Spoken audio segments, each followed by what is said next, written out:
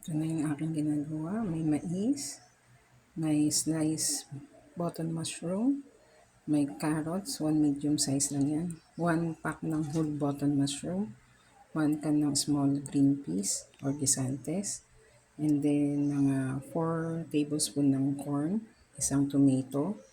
Lagay muna natin itong 40 ml na toyo. Yan. Red rice pala yung gamit ko, ha.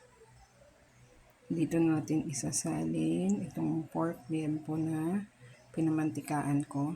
Ilalagay natin siya dito. Ayan na, nailagay ko na.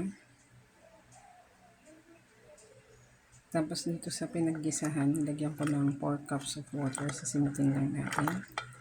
Bago ilagay dyan, isasalang na natin ito hanggang sa maluto.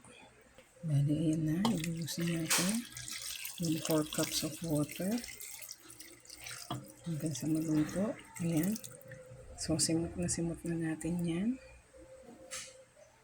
Takpan na natin. At hayaan natin maluto. Mamaya ko nahahaluin yan. Ayan. 3 cups of red rice pala yung ginamit ko.